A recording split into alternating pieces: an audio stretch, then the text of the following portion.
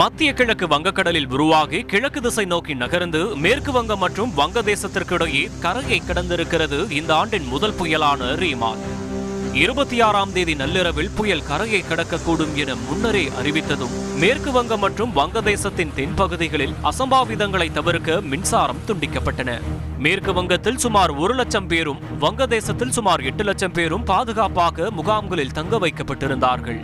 வங்கதேசத்தின் கேப்புபாரா தீவுக்கும் மேற்கு வங்கத்தின் சாகர் தீவுக்கும் இடையே புயல் கரையை கடந்தபோது மணிக்கு 135 கிலோமீட்டர் வேகத்தில் பலத்த காற்று வீசியதால் மரங்களும் மின்கம்பங்களும் சாய்ந்தன.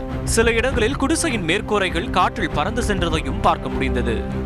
புயலின் தாக்கத்தால் மேற்கு வங்கம் மற்றும் வங்கதேசத்தில் கனமழை பெய்து பல பகுதிகளில் வெள்ளம் பெருக்கெடுத்து ஓடுகின்றன. இதனால் வீடுகளை விட்டு வெளியே வர முடியாமல் மக்கள் அவதிக்குள்ளாகினர். விவசாய நிலங்களும் வெள்ளத்தில் மூழ்கியதால் விவசாயிகள் கண்ணீர் வடிக்கின்றனர்.